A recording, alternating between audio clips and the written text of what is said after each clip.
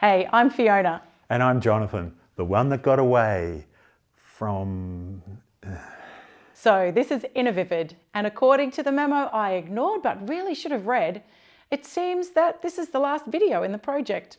But maybe this is your first, or maybe your 23rd, whichever way, it's fine. We're coming to you from the lands of the Yagara and Turrbal people, lands never ceded. Treaty now, yeah? Since we're closing out, we thought now is the time to get our IV experts to give you some ideas they had about first steps, or second steps, or 659th steps. There's some terrific ideas in here. Also, we asked some of them if they had to kind of commend exploring a spiritual path to life, what would they say? So this is all smushed up together in a video we refer to technically as 8.5. Let's hear the question just to make this kerfuffle clearer. As a person on a spiritual path, what advice would you give to someone starting out? Would you commend giving attention to a spiritual path? What grows your faith/spirituality? It's the people, the hope they give me, the love they show, and the kindness. That's what I hold on to. Whether the people with belief or who doesn't believe, but they still have something to offer me. Yeah. People say it helps to believe things in community. What do you think about that? Community keeps you real, and what it does is it gives you something to kind of, it's like sandpaper. It kind of helps smooth off the rough edges. You know what, I think everyone should attend to a spiritual path and to discover where and how it might fit into your life. For some people, it might play a huge role in their life, and it may take over part of, how they see themselves and think about themselves and find their way through their lives. Other people, it might just play a smaller part or take up less of their cognitive load. But I would suggest that everyone has a little place in their life for a taste of spirituality. So I think everyone should seek that out and find out what is in it for them. The advice I'd give is to begin to do the work, and to read and to talk and to spend time with other people and to get a taste of some different things, and find what it is that gives you life in those places. What are the things, that great language, what makes your heart sing? And is it the music, or is it the stillness, or is it the company of friends? What are those places where you feel most alive? And spend some time digging around there and see what emerges for you. And then there's a whole lot of resources in all the different traditions that might help you take that next step along the path. I think I'd commend it because my experience and the experience of generations of people in so many different places and different cultures over centuries has been that it's a way to find life and meaning and purpose. And when we do those things, we can be most fully alive, and so it's worth it for that. I think language which is helpful is journey, that we are called to journey, not to be just static and still. And along the journey there will be some hiccups, there'll be some challenges, there'll be some mountaintop experiences which will delight your heart, and there'll be some times which are just really bloody hard, but you just keep going. You don't give up, you keep going. And when you need help, don't be shy to reach out to others who have travelled similar paths and who can be guides and mentors along the way. So we used to use the language of spiritual direction, but I think these days we use the language of spiritual companioning, which recognises that we're all on a journey, and sometimes we can have opportunities to journey side by side and encourage each other along the way. I think each individual will be different. I think for some, they will read, and the wisdom from what they read will be enough. I'm not in that kind of space. I like to be guided by what I read. I like to be guided by an opportunity to reflect on what is happening around me or what has happened in life. But I also like to sound out with another wise person or sometimes more than one, so that I'm getting, oh, okay, that makes more sense now. Not that we can make sense of everything. Sometimes there's almost a letting go of saying, well, I don't understand it, and I'm struggling to accept it, but I really have no choice but to live with it and keep going. I would definitely commend giving attention to a spiritual path, because for me and for many people that I know, this has provided the deepest meaning in their lives. And how do you go about it? Well, I guess you just try different things, persevere, practice, and ask people who you trust. And eventually you will connect with something that helps you to be able to listen to yourself and to God the best. I would commend giving attention to a spiritual path, because it's almost like our spirituality is something that calls us. I love to use the idea of a quest. Our spirituality is like a lifelong quest. I even think some of the big dramas that we see unfolding in some of the great movies that have been made, like Lord of the Rings or even Harry Potter, the Narnia series, they're stories of adventure, they're stories of a battle between good and evil, but really ultimately they tend to be this quest for nurturing spirituality and finding deeper meaning and purpose. And I think that this sense of spirituality providing us with meaning and purpose means it is most definitely something to pursue and to find a path that will, on our quest, provide the things that are helpful for our own sense of self and the way that we express our spirituality. I've always found finding a community to be with, just meeting together regularly with people, not to find black and white, right and wrong answers, but to explore our experiences of spirituality, the sense that we have to narrow everything down and that there's only one right way and we have to find that, or we're not on the right path. I think that's really not a life-giving way to pursue spirituality. So yeah, I'd commend finding a practice, whether it's prayer, which is really nothing more than conversation and engaging. I'd commend paying attention to the natural world, the awe and wonder that we see in the natural world, paying attention to that and actually seeing yourself as part of it, not simply a spectator, but seeing yourself as part of it. That's a very spiritual practice. And finally, I think that the spiritual practice of gratitude is really important, to understand that life is a gift. If we simply approach life with gratitude, thanking the people in our lives, thanking the wonder of all that we see around us in the created world, thanking whoever we understand the divine to be, that is an incredibly life-giving spiritual practice also. If you meet Buddha on the road, kill him. That's a famous sort of teaching from one of the kind of Buddhist master teachers. And essentially it means that whatever kind of spiritual path that you're on, if you think that you have kind of arrived at the thing itself or achieved some final enlightenment or some final position of virtue or some final goodness, or you've kind of gotten the thing itself, be aware, because you're deluding yourself. That spirituality is a path, to cite another one, like is a path that kind of forms only as you walk it, and it's about the path itself. It's about the movement itself, and not about kind of grasping any kind of ultimate goal. So yeah, so if you meet the Buddha on the road, kill him.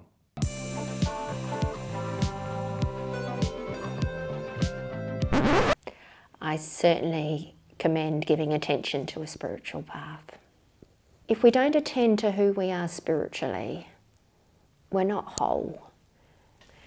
We can experience a greater sense of wholeness and connection if we attend to a spiritual path.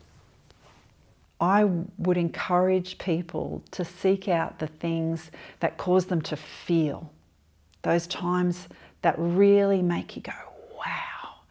For some people, that will be going to the mountains It will mean gazing at the stars. It might mean having a really deep conversation with people. Don't be afraid of going deep. It might be being really conscious of the things that make you feel joy and seeking that out. Too much of our lives, I think, is lived at a surface level. It's just kind of just scratching the surface of what relationships could be, about what our relationship with the natural world could be. Going deeper takes time, it takes intention, it takes mindfulness. You've got to actually think, I am going to be attentive to what's going on around me. When that becomes a habit for us, and we're able to pause in the midst of a busy street and appreciate something small, when we're able to pause and admire a beautiful piece of music or a flower or an interaction between loved ones, our life becomes richer. And in the end, we're not going to look back on our lives and go, gee, I wish I'd done, more surface stuff. I wish I'd watched more TV. I wish I'd worked more. We're going to look back and remember those times where we felt something, where we felt moved to give of ourselves, to interact with people at a deep level. That's what I think is the richness that spirituality can add. It's not that the spirituality itself gives us that, it actually makes us more attentive to where that happens in the world around us naturally. I would think the most important thing is don't give up at the first hurdle. It's very easy to get disillusioned very quickly if you come across ideas that you don't agree with or don't like or don't seem to fit in with your moral compass, but that might be because those ideas are wrong. It doesn't mean to say you shouldn't continue on your spiritual path, and also to recognize that your spiritual journey will be completely different to every other human being's spiritual journey. No two will ever be identical. They're as similar as fingerprints. So, don't be disillusioned, don't be disheartened. Just recognize that your path is not the same as their path, but press on with it. I've not met anyone who continued on a spiritual journey who hasn't found it fulfilling. I have met a lot of people who stopped their spiritual journey and felt they were missing something in their lives. I would encourage people when they're starting out to be curious, but also to be gentle with themselves, to try things, but to also seek the wisdom of others, to seek the wisdom and guidance of those who have gone before them, and getting guidance often from an older person who has maybe had many years on the journey can be really helpful. I would definitely commend people paying attention to their spiritual life. It's a part of who you are, and like your body or your mind, it's important that we feed and nurture it. And one way to do that is to follow a particular spiritual path. And so I think whatever you do, it's important to do something that is going to be good for your spirituality. I think a recognition that we have the capacity for spirituality is an important thing that every human should strive for. And if we can have that understanding that we have capacity for spirituality, then that's really the first step. And if we can say, yes, I'm a human being and I have capacity for spirituality, then the next question is, what next? And I don't think you need to rush to the final chapter and to find out all the answers, because in my experience, we don't have a final chapter with all the answers. The best that we can do is keep taking a step in that journey, asking questions, seeking wise counsel, good community, fresh understanding and new insight. I think that every human person who has been born and will be in the future will have that potentiality to strive for something spiritual. That's what makes us human. And when we identify that spirituality is part of what makes us human, I don't know how we can't keep searching for more questions, more answers. It's such an exciting journey, and I hope that you enjoy and find meaning and possibility in that journey in your spirituality. Whoa, so much good stuff in here. Are you getting the vibe that all of our IV experts are doing massive commending, if that's a thing people say? Yeah, me too. I did want to make one point. We've talked a lot in these last few vids about first steps, what might your first steps be, etc., etc. But seriously, if you're here and you've watched some of the other innerVIVID vids, you've already made your first steps. Watching these were your first steps. So you're past that. The pressure's off. In fact, even if this was your very first video, I reckon a worthwhile little thing to do is to reflect back on your life and see if you can think of any other times or any other moments that you would call kind of spiritual moments. In my experience, people who do this can always come up with some. The point is, those moments were actually steps on your spiritual path. Maybe back in your younger years, maybe back into your childhood or even your babyhood. Oh, no, wait. Most people can't remember that, right? But yeah, that means if you were to draw a graph of your spiritual life, it wouldn't necessarily start here. It would start way back and maybe even before. You just might not remember it. Because if people here on these videos have been saying we're all spiritual beings and that spirituality is part of what it is to be human, then your spiritual life has been going on for a long time. But maybe you just weren't aware of it. It's all been there all the time. And now we get at what motivated us to make all of these innerVIVID videos in the first place. The idea that, yes, we reckon everyone is a spiritual person, or at least has the capacity for it, and that sometimes life or the society we're in the middle of can sort of deaden that part of us. Is that too strong? Or anesthetize it. So maybe we forget about it. But the mere act of recognizing that maybe that has happened to us is an amazing fireworks situation. Boom! And deciding we'd like to, I don't know, awaken that aspect of us, that spiritual aspect, that's a big deal. It really is a cool, radical act that might just lead us on an amazing path of discovery. Okay, I'm getting carried away now. But do you know what I mean? So we made these videos to make a space where you could ponder some of this stuff and make decisions about it for yourself. So, what do you reckon? There have been a heap of little tips in this video about taking the next steps. Are you ready? It's going to be wild. Go for it.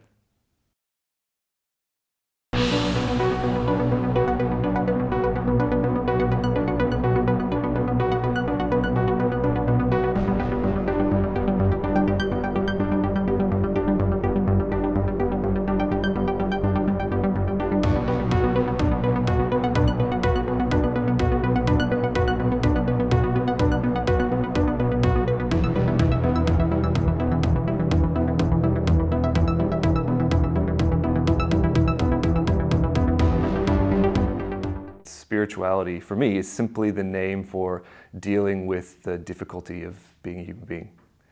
That's where spirituality lives, in that space. Being a human, you could talk about this from different angles. Being a human is like being the product of a billion accidents across a billion years of evolution, right? That's what produced what we are. And for me, spirituality is, how do you deal with that? How do you deal with that? How do you turn that not into like a counsel of despair, but how do you face up to that, that reality with kindness and with humor? And for me, that's where spirituality sits.